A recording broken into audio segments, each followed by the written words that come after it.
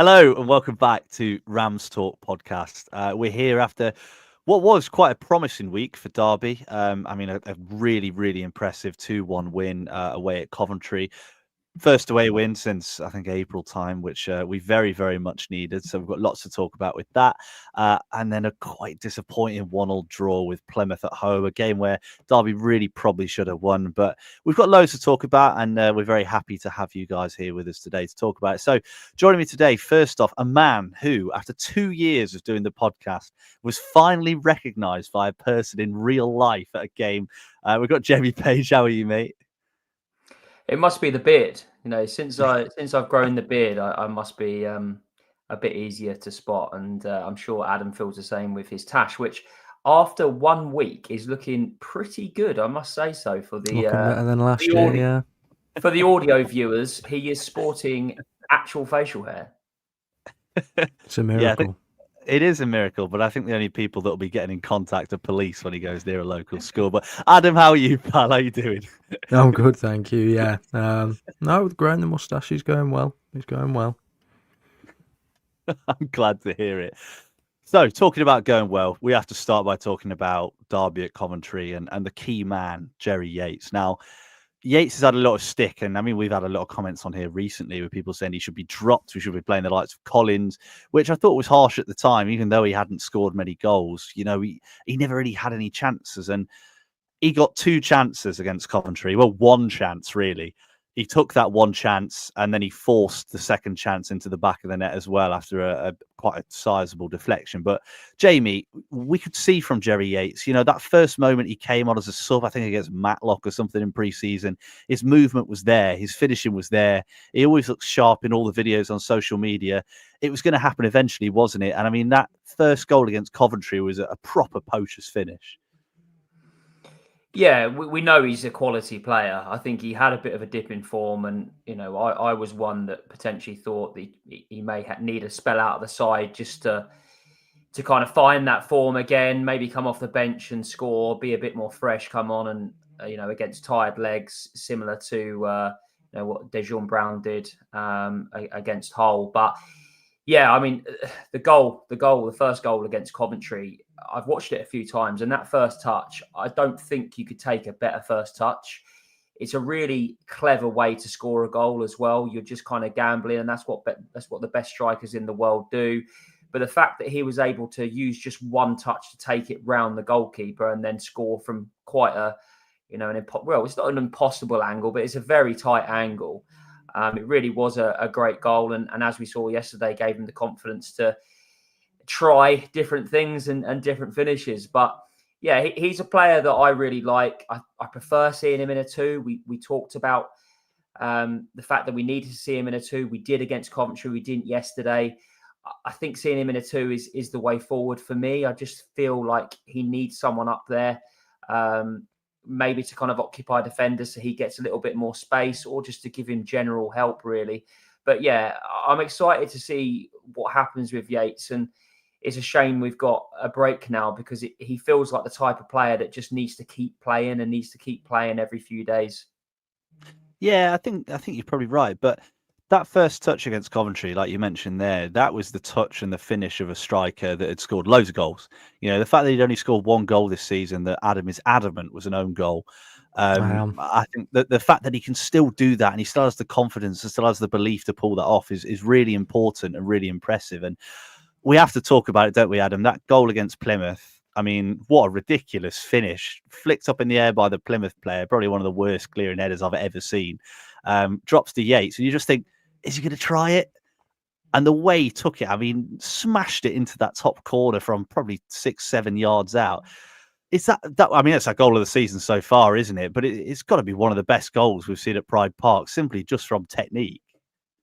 Yeah, it's got to be in poetry that it was in front of the man himself, Wayne Rooney, who's probably known for one of them great bicycle kicks himself. So Jerry Yates was probably up late studying that Rooney bicycle kick to try it himself against Plymouth. But no, it shows, like you say, there, a striker who's scored a lot of goals, and also, like Jay mentioned, a striker who's full of confidence at the moment to take on that sort of finish, which is crucial for us, probably in the fact that Jerry Yates is going to have to create his own chances sort of up top. Like we said, a poacher's finish against Coventry and that superb finish against Plymouth, almost out of nothing really, but it drops to him in a good position. And once again, it's us scoring from a set piece almost again, and shows how dangerous we can be from them. So it's a great finish, a great goal. Probably, one of the best goals that Pride Park's seen in terms of technique, and also it shows that we can be clinical when the chances fall to us. It's just a case of maybe we have to engineer those chances ourselves.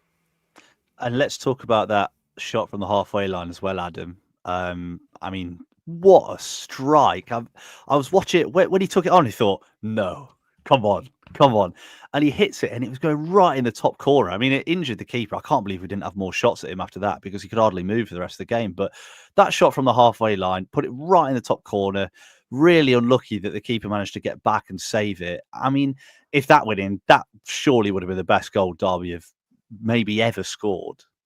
Yeah, completely. And especially, I think, over the years, we've not had many strikers or players who've attempted a shot from the halfway line. We love to see them. They get played in the highlight reels from clubs all over. I can think of Charlie Adams' goal for Stoke at Chelsea, played over and over again. But I think, once again, it comes with a confidence thing. I think Jerry Yates kind of knows that it's going to be up to him to take his own opportunities and create his own sort of chances, because I think we see him as that focal point of the attack, but he's not the player who's going to get every single opportunity to score the goals. So definitely, if he's up for attempting more shots from distance, I think that's superb. And also, in that Paul Warne system, we don't often see players attempting shots from further out. A lot of our goals are scored from inside the box. Obviously, a lot of set pieces, like we said. So it's even better if a player like Jerry Yates can take that confidence on, shoot from distance, and hopefully a few more players can follow in his footsteps, and we'll have a couple more screamer goals coming our way. We've got to hope now that we don't just shoot from 50 yards every time we get the chance. You can see it happening, can't you? We'll spend the rest of the season trying to do it again. Jamie, I mean, you mentioned it already. We spoke a lot last week about the system that Derby were playing, and that Stoke game was horrendous. We played that back four. We just looked rubbish. They just played us off the park completely, even though they weren't even good themselves. And he came in against Coventry. He did exactly as we predicted. He played that back five, or what we wanted. He played that back five with two up front, three in midfield, and Derby looks so much better. There was so many times we get the ball down the line. We used all the ability that we've got going forwards. We use the width really well, which I think is a big weakness of Derby at the minute. I don't think we use the wide areas well enough at all, but we get onto that and the reasons behind that. But we had Jackson at right wing back, which I thought he looked so much better at wing back than he does on the wing. I don't know what it is, whether he's got a little bit of Kyle Walker about him, the fact that he's just really fast and gets in the way. But he did a really good job defending that as well. And obviously Elder and then Forsyth on the left. Going forwards, we obviously changed it against Plymouth, I'm guessing probably due to the fact that Cashin was suspended and he didn't want to start Ben Osborne at left wing back. But it didn't quite work, did it, against Plymouth? And it makes you think going forwards, do Derby stick with that five? Yeah, I think so. And I think it would have been interesting had Cashin been available if he'd have played a five. I think he probably would have done, because I don't think you can. I mean, he tends not to drop kind of a winning team and change a winning team. So I imagine he probably would have done that. And I'm fully expecting him to do that next time out. I think it just gave us a bit more balance. I think I've said before, defensively, I feel we're good. We're very kind of bottom heavy. So the fact that we've got three very good defenders at this level and a good goalkeeper, I think we should be absolutely fine. It's just a worry of creating. And I think actually against Coventry, we looked better. I think Kenzo probably had his best game for a little while. Liam Thompson was an absolute revelation in that midfield, just so energetic. The way that he turns and that low centre of gravity to get away from players and win fouls and just kind of get himself into good positions, and he did exactly the same again yesterday. So I think that three looked really good. It's slightly annoying because I think we've been waiting for Ozo to come back, and maybe 2 weeks ago you just slot him straight back in, but now it's a bit more of a conundrum of how do you get David Ozo into that team. So yeah, it was better at Coventry, but what I would have to say is they were pretty terrible. We've played two very poor teams. I don't think Coventry are a poor team, and they'll probably go on and get stronger under new management. but they were pretty bad on Wednesday. They didn't turn up at all. And I mean, we saw that Robins got the boot after the game. And I think a lot of people were surprised about because of what he's achieved. But if you were just looking on that performance, I would have said that manager would have been in trouble if you didn't take other things into account. So yeah, it's good to get 4 points from the last week. However, you just look at it and think, it probably should have been 6. So we've got a harder run in now. We obviously know our December fixtures, and we know the running around Christmas. So there needs to still be improvement, I think. I feel like we need to expect more from this team. And hopefully we do see us perform better in this 5-3-2 or 3-5-2. I think everyone likes it being called 3-5-2 because it suggests we're a bit more attacking and expansive, don't they? Yeah, I think they do. But on the Coventry game, I thought we just completely got the game plan right. I thought Warren got it spot on because they might have been poor, but we made them look poor at times because we had 3 centre-backs. One would always step out and engage if any of the attacking midfielders got the ball. The 3 in midfield, you mentioned Tomo, will obviously get onto him. Tomo, Adams, Haldmine were everywhere, and they didn't give them a moment's peace. Every time they got the ball in our half, we were on them, and they couldn't keep the ball until that last sort. In fact, it was when Tomo went off, actually, that we suddenly looked 10 times worse as a team, I thought, and they started to cut through us a little bit easier because they just couldn't deal with it. They couldn't deal with the energy. They couldn't deal with the movement. And I've got sympathy for Mark Robins. I mean, 8 years he'd been there, hadn't he? And he'd sort of made a team that was pushing towards top of the Championship. He took over. They looked destined for going out of League Two. So, yeah, I thought we just played really well. And, there's not many times on here where we come out and go, Paul Warren's tactics were brilliant. But on this occasion, they were brilliant. He got it absolutely spot on, and we looked so dangerous on the counter attack. I mean, there were a couple of times where we got in, especially down the right, when we brought Mendes Lang on as well, and he could use his pace to get in behind. He flashed one across that if Thompson was normal sized, he'd probably have put in the back of the net. And we had the chances. We did really well. I think for once, we were probably just the better team on the day, and that doesn't happen very often. There's a lot of points we've got this season where I don't think we have been, but when it comes to Coventry, I think we do. But going forwards, Adam, Jamie's mentioned there that midfield. How do you think Derby should shape up? Because David Ozo is going to come back. Obviously, Callum Elder will be back as well after the international break. You've got quite a lot of players. You've got Ozo, you've got Haldmine, you've got Thompson, you've got Adams, you've got Osborne, who, to be honest, I think has probably fallen out of the equation in the middle of the pitch a little bit. Who else you got? You've probably got Marcus Harness as well. If you're playing a 3, one of them will be more advanced. So you've got 6 players there that can only fit 3 positions. How would you set up?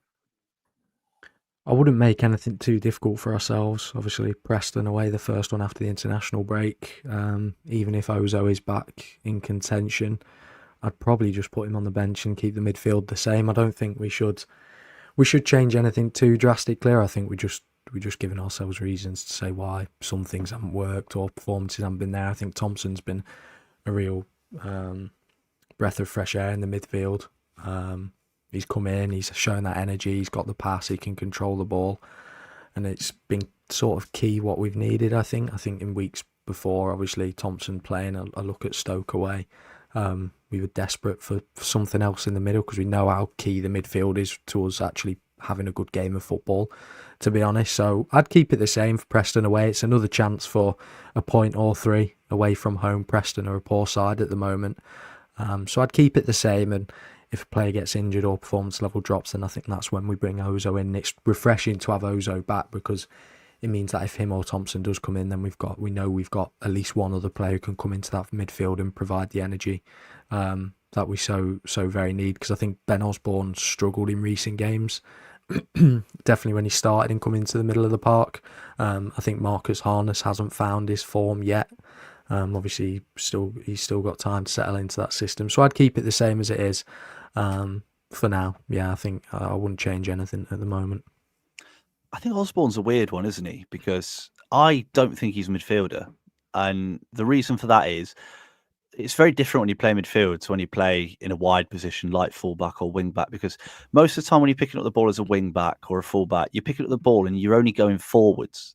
You know, you're picking that ball, you're looking forwards. And I thought Osborne, when he came on yesterday, looked really good in that position. There were a couple of times where he skipped past players and got into good positions and put some good balls in. You know, his left foot and the crosses he can put in are a big part of his game.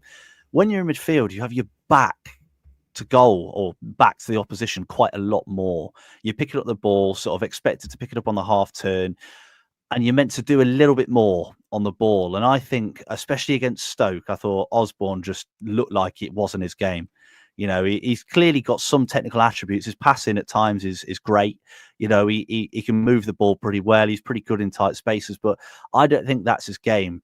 And I think Thompson's showed in the last couple of games that he's got that and he can do it. You know, defenders will play the ball into his feet. He'll knock it either side or knock it back. And all of a sudden a new angle's been created. When we had Osborne there trying to play that exact same role, I thought we looked so much more limited because that doesn't seem to be his game. So I think going forwards, yeah, you're probably right. I think we'll probably stay with the same midfield, won't we? But it's good to have the option of bringing someone like Ozo, someone tall that can play midfield that's not 5'2" like the rest of our midfield will be a big benefit. But Jamie, we have to get on to the biggest talking point at the minute. Now, we've been talking about this since about game week 3, which I think puts us slightly ahead of the curve, but it's everyone's favourite discussion, and it's Mendes-Lang playing left wing and Caden Jackson playing on the right. Now, I've seen a lot about this over the last 2 days. I mean, it didn't work yesterday, did it? We've had a couple of comments about Mendes-Lang's end product, and I thought it was bizarre to watch. We've said before, Caden Jackson, like I said, I thought he suited wing back perfectly because, again, he was picking up the ball and he was only running forwards. Whereas when he's on the wing, he's got to sort of pick it up on the turn. He's got to move a little bit more. I thought he doesn't look like he knows what he's doing or knows what he wants to do with the ball when he gets it. And then you've got Paul Mendes-Lang, who's out on the left. His game is not to pick up the ball and cut inside. He's not a technical player. You know, we know his first touch isn't the best, but that's not his game. He's not there to, you know, play little intricate passes and stuff like that. He wants to pick up that ball and he wants to run down that line. He's too fast. He's too strong for most defenders, and he'll put the ball over, and hopefully someone like Jerry Yates will score goals. We've had problems with creativity all year. I think this is a massive part of it because I don't think Jackson's a creator on the right. And I don't think Mendes-Lang can do what he wants to do on the left. How many times has he cut onto his left only to sort of not quite get the cross right or put it straight into a defender because he can't get that yard? I mean, Jamie, it's starting to get a little bit frustrating, isn't it, from a supporter's position, seeing it over and over again. And Dom obviously asked Warren about it after Stoke, and Warren's reaction was frosty, to say the least. And then he's gone back in and done the same again. I mean, can you understand it? Can you get your head around it? And can you actually see a solution which seems to work? Because Mendes-Lang looks like he's lost all his confidence running with the ball now. And when he's a player that's been so important to us over the last couple of years, that's the last thing you want to happen. Well, the solution is that we play a 3-5-2, I guess. And maybe that's what will happen kind of going forward. So, yeah, hopefully we don't have to think about it too much and we can just play this 3-5-2 formation. But I do agree. Look, Jackson is in the team for me because he works hard. He's a hard worker. He'll get up and down. He's 100%. He's a 90-minute man. But unfortunately, as we saw yesterday, his end product just isn't good enough, and he gets himself in some really good positions. I mean, that chance he had at Coventry, you know, he gets himself into a really good goal scoring position and he just can't find the finish. And I think we saw his best form in that purple patch. And if I'm honest, I don't think we'll see it again. I think that was a bit of I don't want to say a fluke, because I think actually he had some good games, but I just don't think that he's good enough on that right-hand side. We should play Mendes-Lang out there. But what I would say is it can't be an excuse. It can't be an excuse that he's not playing out there. He's not been the player that he was last season. I do agree with the comments that we've seen kind of coming through. I think his form has dipped and he's not played very well. And I think sometimes, I mean, against Coventry, I just felt that his body language at times just didn't look as good as I wanted it to look. And I think a couple of fans in front of me were shouting, you know, make more effort and close this down. You're fresh. And I think that's the expectation you have on a player coming off the bench, is you get off the bench and you've got to put that energy in, you've got to put that work in because you're fresh. And I didn't think we saw that. But I think the most confusing thing yesterday is no Corey Blackett-Taylor. I mean, I tweeted about it after the game. You've got, in my eyes, a match winner, someone that wants the ball, 2 feet, that can take players on, that can win free kicks in good areas or can find a good pass. You know, he needs to be on song, but he's not going to get, he's not going to get better, and he's not going to get that chance if he's not put on in these kind of games. I think it was absolutely crying out for a CBT yesterday. And unfortunately, Warren just didn't see that was the option, I guess. So, yeah, I think yesterday I'm kind of looking at it and thinking, where do we go from here with Mendez-Laing? And maybe it's a case that he needs a period out the squad. But that's very hard to drop your captain, isn't it, Adam? Yeah, I think I'm in agreement with you. I'd love to see Corey Blackett-Taylor given more minutes. I think Mendez-Laing is a player that we've seen in previous seasons in League One that he does sometimes need a rest. I think maybe we're leaning towards that now. I also think Mendez-Laing has set such a high standard because of how good he was last season and the season before for us that we kind of expect him to play like that week in, week out, where that was probably one of his best seasons in football and in his career last year, with how good he was, how effective he was, how direct he was. And then we've come into a division with better defenders, better teams, better styles of play from opposition, and he's not been as effective, but 1 goal and 3 assists in the opening 10-15, it's all right. It's not too bad. He's obviously not going to be one of the best wingers in the division. So maybe I think that's where the frustration comes, is that we've seen how good he can be last season, but maybe we should just take into account that we're in a division with better defenders, better players, and it's very difficult to be that standout winger, that such direct player that can get involved in all the play. But I mean, I'm in agreement with you. We just need to see Corey Blackett-Taylor give him more minutes, and I think we all want him to come on, and it'd be Mendez-Laing on the right wing, Blackett-Taylor on the left wing. But like we know, I don't think Paul Warren's going to set it up like that. I think it's going to be hard for Corey Blackett-Taylor to be given a full 90 minutes. Obviously, he was given it away at Millwall, and I actually thought he was the most exciting, creative player on the pitch. But his end product obviously wasn't there on the day, but I wouldn't say that the majority of players had an end product on that day. So yeah, it's disappointing that he's not been given more minutes than what he warrants, because I think Stoke away he should have been given the substitute appearance off the bench.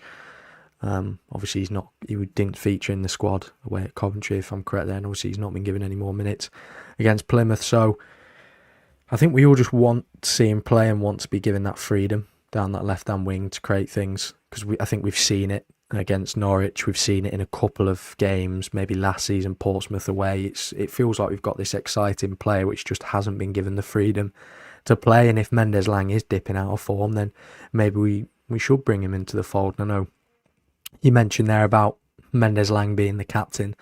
I think if we drop Mendez-Laing to the bench, I don't think it would have too much of an effect on the team as a whole, because I don't see Mendez-Laing as being that vocal presence on the pitch. Not when you've got the likes of Forsyth on there, when Ben Osborne comes into the team, Cashin, Nelson. You've got more than enough leaders on the pitch there.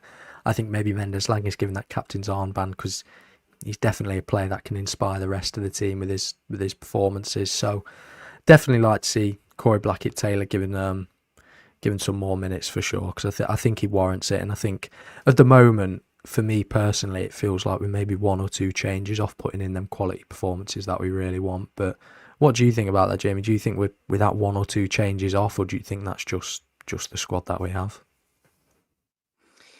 I'm not too sure. I mean, I look at it yesterday and I think, after the game, we sat there thinking it should be 3 points. But then, as we've said previously, it's 4 points in a week. It's our first away win. You can't get too upset about it. And I feel with Warren, he doesn't get too... it's quite ironic, really, because the kind of character that he is, he doesn't get too up and he doesn't get too down. It's very much a case of... And we saw it last season. They had a points goal in mind, and he'd speak and say that, it didn't really matter if we went and drew a game or we lost a game. We were still working towards that points tally. And I think that's what we're doing at the moment. I think as fans, we just want to see exciting, expansive football. And I think at times we're just not seeing that, and we're not seeing the best of this team. Again, that feels ironic because we've seen some amazing goals at Pride Park this season. You think about Dejan Brown's first goal in front of the South Stand, Forsyth's goal against Norwich, obviously the Yates bicycle kick yesterday. I mean, there's goals here that we probably haven't had in previous seasons, but I just don't think we're seeing it kind of overall. Jake, you've come back in. I don't know what happened there. But, you start speaking in slow motion on mine. Do you know what? Whenever, because you talk about how good your internet is, whenever you go, I think it's me. So then I start slowing down, and I'm like, right. And I was just looking at Adam's face, and he was still in HD, but you were all blurry. So yeah, but yeah, Adam's question there was saying about kind of, are we a couple of changes away from seeing this Derby squad at their best? I think that's what you were alluding to. Yeah. Are we one or two player selection wise, players in positions away from putting in them top quality performances, the Bristol City that I think we want to see? Because I know we've debated Mendes-Lang being on the left, Jackson on the right. Is that just one of the changes that if we maybe made, we'd see this team excel, do you think? Or do you think it's down to more just this is the squad that we've got and this is how they'll perform?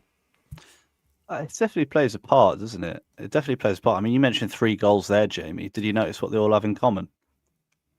All 3 are from a set piece.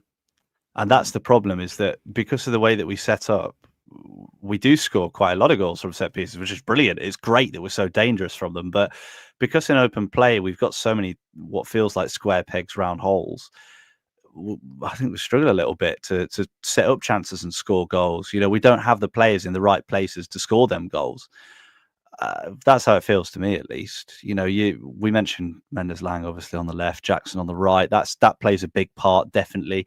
I think having Thompson in's made us definitely a lot more dangerous than when we had Osborne in midfield. We've got someone that, you know, will graft all game, cover every yard across the pitch, and will get into the box, as we've seen on a couple of occasions. I think he was a great tackle away from a really good goal, wasn't he, yesterday? If you know, the ball had, or he'd made his run a fraction of a second earlier, he'd been wheeling off celebrating, and we'd be celebrating 6 points in a week. So I think we're almost there. I think a couple of additions wouldn't go amiss, but I think we're almost there. There's just a couple of little tweaks, and that's why we're so frustrated, aren't we? Yeah, I think. Well, go on, you go, Jamie. No, you go, Adam. I'll let you go. Well, I think facial hair, mate. I think that's probably true, and I think it's the expectations that we've got. I don't think we should get ahead of ourselves and think we're going to be anything more than 10th and below, which I think is a great season for us. And I think we've had this good start and some of these really good performances that we saw at the start of the season, that I think we just want to replicate that every week. And in my opinion, it's just not going to happen because of the squad that we've got.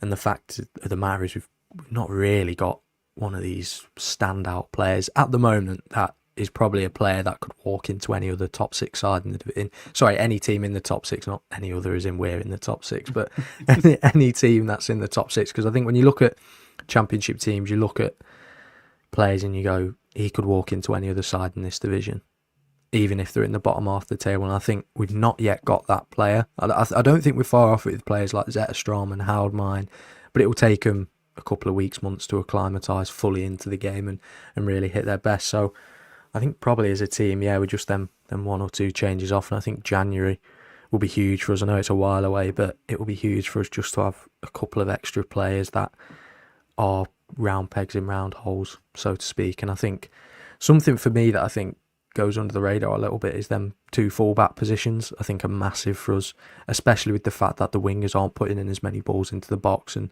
definitely at Stoke away when we saw Joe Ward push up the pitch and a ball still not go in. I mean, who would be your 2 picks, Jamie? I'll go to you about if all players are fit, who would you want starting in both that left wing back or left back, right wing back positions? Are we including Niambi? Or are we saying that he's out? Well, he's out for the next 6 He's 7 gone, months. isn't he? He's gone. He's out now, isn't he? Yeah. I think right wing back, I'd like to see Kane Wilson, but I'd like to see the Kane Wilson of last season. I just think at times we've not seen that. He was good yesterday. Tenacity. He was okay yesterday. He was okay, but I just expect to see more from him. And obviously we didn't see him for the whole 90 minutes yesterday. But I think he's a good option to have on the right wing. He's definitely more of a right winger than a right back. We know that. And on the left-hand side, as much as I've liked Helder, I would like to see Osborne there. I got quite enthused with him yesterday coming on. I mean, the first thing that he did was skin someone and win a free kick and get a player booked. He had a chance to have a shot as well, which went wide. So I think we could see the best of Osborne on that left. Potentially away from home, we might need to be a little bit more solid. So maybe that's when someone like Elder comes in, or potentially someone comes in on the right. Actually, I don't know who can come in on the right. It'll have to be Wilson. Nat Phillips. Nat Phillips, yeah, get him out there. But yeah, I think those two for me in those positions. I guess, Jake, one thing I wanted to ask you, I'm going to throw. Adam's thrown something to me, so I'm going to throw something to you. I was quite confused with Kenzo because he was great against Coventry. He seemed back to his best, and it was away from home, so it didn't really make sense. I was expecting him to come in on Saturday and just run things in there with Tomo and Ebu, just doing all of the hard yards, and I don't think we saw that. However, unless he was absolutely knackered, and maybe you were a bit close to the pitch. I don't know if you knew if he was knackered, but I was quite surprised to see him go off, and I was surprised that Harness kind of came on into that position. Surely he's a young lad.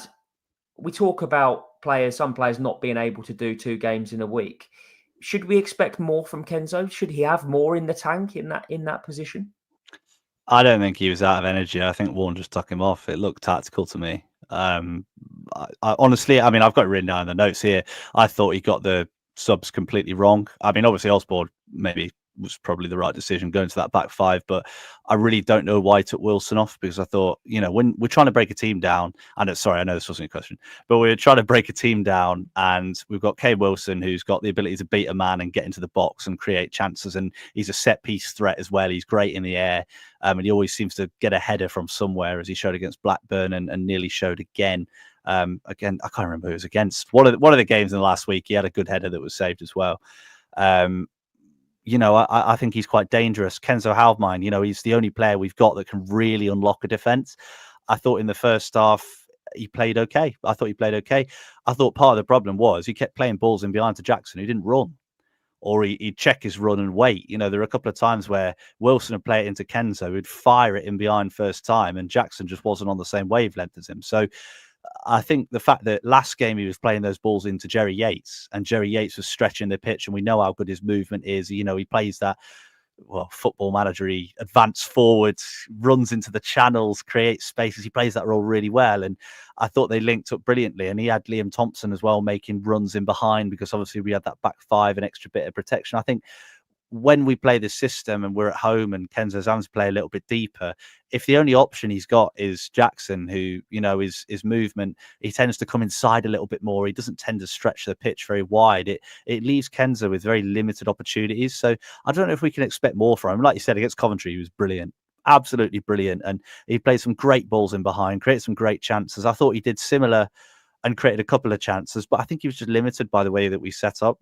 And again, this goes back to the point that we were talking about before. Sometimes it just feels like we set up a little bit too negatively.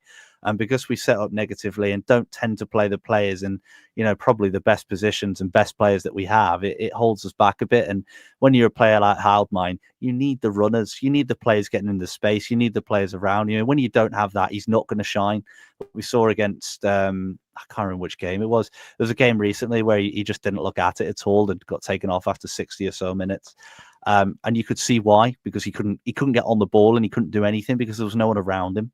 He's not going to beat 12 players every time and get into the box. He needs that help. So, yeah, I don't know if that answered your question at all, to be honest, mate. But that's my thoughts around Kenzo Haldmine and why he was there. But I guess my thing I want to put to the two of you is, what did you make of, how do you call him, Calvin Phillips there? What do you make of Calvin Phillips at centre-back? What do you make of Nat Phillips at centre-back? I thought he did all right. I thought he looked pretty good.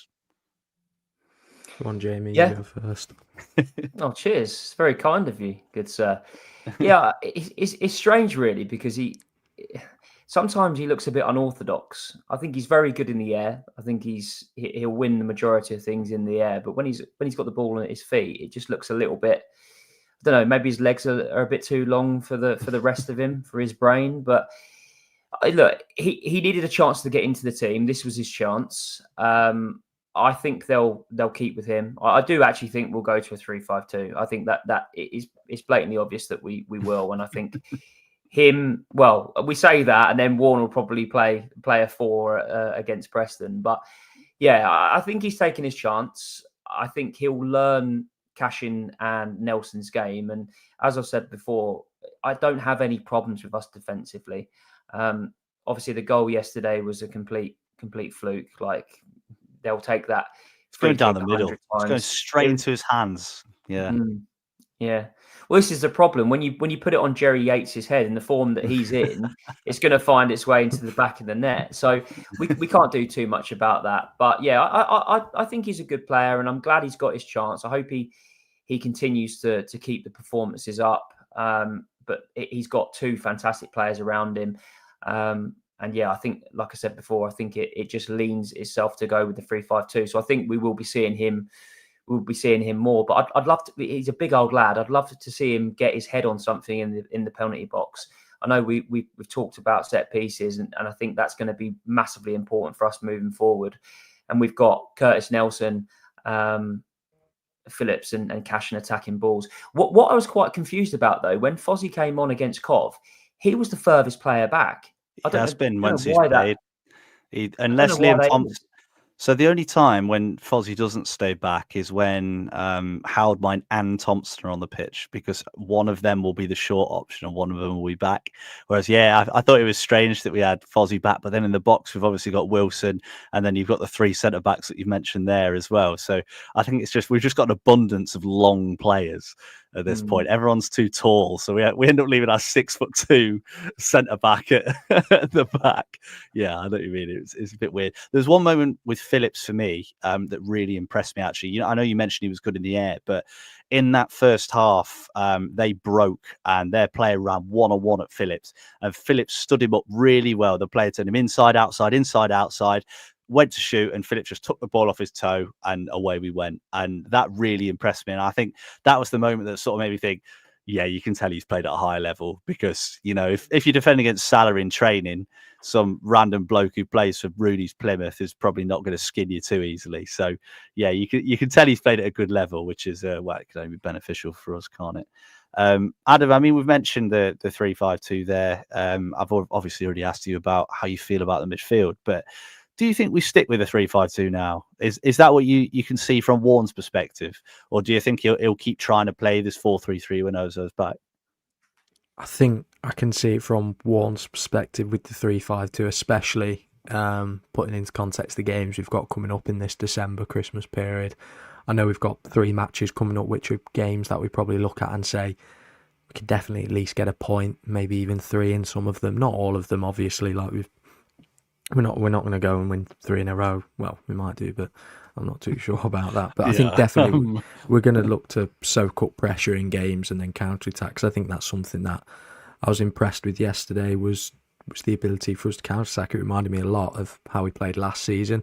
I don't want us to lean too much into that, because I think at times last season when we got found out, it was an awful watch for 90 minutes and it was quite tedious. So I hope we don't lean too much into that, but I think definitely I can see us go into that 3-5-2 based on the fact that the wing backs will get wide and go forward, and hopefully it will allow Jerry Yates and whoever's partnering up top a couple more opportunities from balls coming into the box, which I think definitely this season we've been a little bit more central with how we've come forward, which was a difference from last season. And when we put it into the context of the games we've got coming up, Burnley away, Leeds away, and obviously at home, I think we are going to have to try and counter-attack, as that's where the opportunities will come, as I wouldn't want us to try the Paul Warren press at Ellen Road and come off 5-0 down. So yeah, I definitely think maybe leaning towards being a little bit more defensive. As like Jamie mentioned, I'm in agreement with him. I've got no problems with how good we are defensively. It's just going forward and creativity. And I think, like I've said about 10 times now, putting into context who we're coming up against, I think, yeah,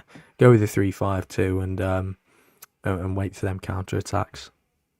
Yeah, I'm more than happy to play set piece FC when we're away at Leeds. I don't think we're going to have any complaints of that sort of thing, are we? And one thing I just want to mention before we talk about a couple of players that are back as well, those scenes at the end of the Coventry game, I can't believe I haven't brought it up yet, but you can tell Zetterstrom comes from a type of football where wins are celebrated probably a little bit more than over here. And you can see his reaction at the end of that Coventry game. You know, we saw clips before he joined of him with the megaphone, getting the ultras going, getting them celebrating. And it was class, wasn't it? Seeing it. I mean, JV, you there as well, weren't you? I mean, seeing those celebrations and seeing him going crazy, starting the chants. I must have watched that video 100 times of him, you know, as he ran over. The roar from the crowd as he came back over was massive, wasn't it? It's so nice to have a player that clearly loves it that much. Yeah, and when I watched the video back, I didn't understand. I didn't know if he was kind of singing along with us or if he was trying to start another song. And I think it makes it that much sweeter that he was singing "Derby are massive." And yeah, you can hear him. He can hear him shout that. But look, Derby fans don't take much to take you to our heart. Basically, you know, we just like that pride. We like that passion. And I think he's gone to the very top for a lot of people in terms of goalkeepers over the years.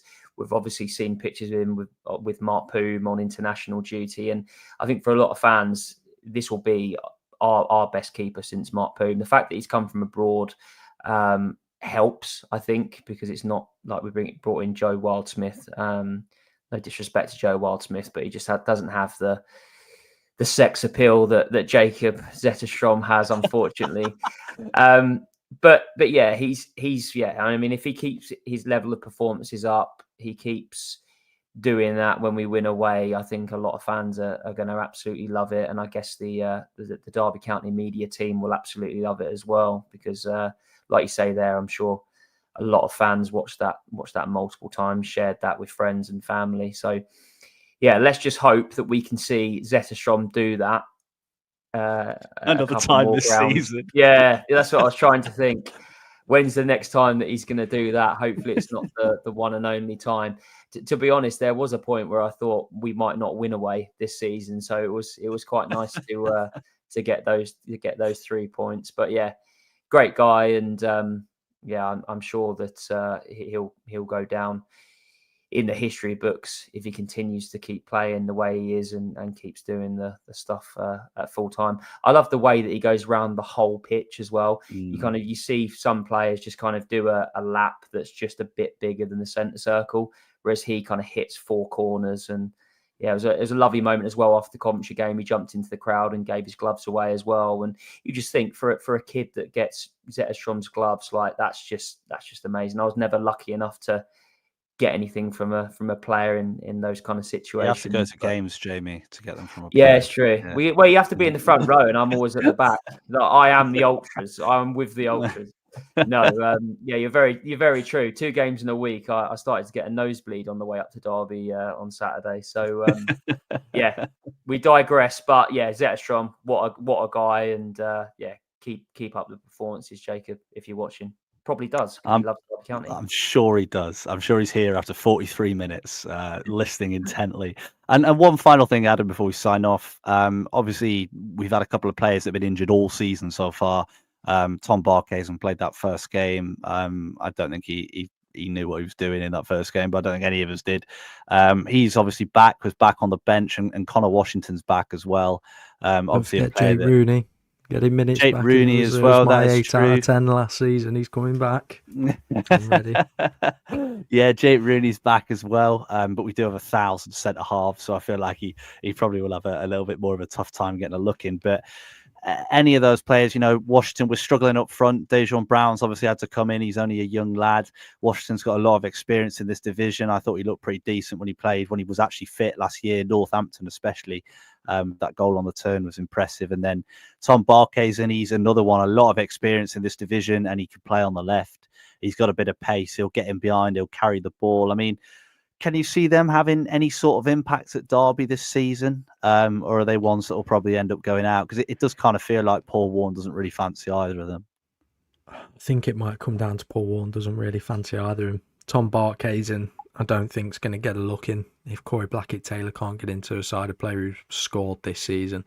I'd struggle to think that Tom Barkheisen's going to be able to come into the fold and have an impact. Like you say, a player who's experienced this level, but I think now taking his age into consideration, how he probably wasn't a first name on the team sheet last season, I can't see him really coming in to have an effect unless it's in the cup games that we've got. I think Connor Washington's an interesting one because I'd agree with you. I thought he looked sharp when he played last season, but it was just a case that obviously he kept getting injured and just couldn't get into that side. So I think he's an interesting one that Paul Warne does definitely prefer experienced players. We've seen that over the years. So I'm a little bit unsure whether he is going to come into games or not. Obviously at the moment he isn't fancied at the moment. Jerry Yates is, and obviously Caden Jackson on that right can play up top. We think I can't see either of them getting a look in really in the league, that is, but definitely maybe in the cup. But Washington's the one I'm a bit unsure of. I couldn't really say because I think it's if one player gets injured, I think he's back on that bench and there's the possibility that he comes on and gets a goal. But we shouldn't forget about James Collins. He's on that bench. I'm sure he'll score one this season and he'll put himself back in contention, I think, again. My thing with Washington is that he can run. And I think we're really I mean, Collins can't run, can he? I do kind of find it funny when he comes on. Like last year, he frustrated me so much, but I find it really funny this year when he comes on because he's so far off the pace, whenever he comes onto the pitch. And I'm sure he knows it himself. He looks like he's running through treacle, especially that Coventry game when he was tracking back and the centre half had just jogged past him as he's at full sprint and the centre half's got the ball. But yeah, I think he's got a bit of movement. He's an attacker that will cause problems. And I think it'd be good for, at times, if we need someone off the bench to support Jerry Yates, I can see him having an impact because he will get about, he will stretch the pitch, and he will create the room for Yates as well. So, yeah, Tom Barkheisen, I'm not sure. Paul Warne obviously doesn't really like wingers very much. And yeah, if Blackett-Taylor can't get a look in, I can't see Barkheisen doing it either. But hopefully, if they do get the chance, they can take it. But on that note, thank you very much for listening. I hope you have enjoyed. If you did, please do leave a like. Please do subscribe. I've had a lot of ratings recently on Spotify as well. We didn't have any for ages, and now we've had like 4 or 5 at once. So hopefully they're all positive. And if you did enjoy it and you haven't rated us before, please do rate us positively. 5 stars, very, very much appreciated. If you do want to donate, we're running 3,800 and some miles for Derby Food for Thought Alliance. That's going surprisingly well at the moment. We had a period where we were all dying, but we're all stepping it back up again. My groin's decided to heal itself again, and we're all back on the road doing a little bit of running. So if you could donate to that, that'd be really cool too, and we'd be incredibly grateful. And also, one final thing. Sorry, I'm going on here. Thank you to everyone that's come and spoke to us in real life as well. It's been really nice. Over the last few games, we've had quite a few people come over and chat to us, and it's really nice just talking to people. Again, we're all human beings, aren't we? We can all just chat about football, and especially after we've won a game, it's nice to have that chat through, and good to meet people that listen to the pod. So now I've finished rambling. Goodbye from me. It's adjo from me, Swedish for goodbye. What? Is that what you're doing on your phone? Yes. And I don't know if I said that correctly. So if we have got any Swedish people listening, apologies. Well, I like that, Jamie. I like that. Enjoy the international break. Free weekend of no football. So goodbye from me. Perfect. Thank you very much. Right. Thank you so much for listening. We'll see you next week.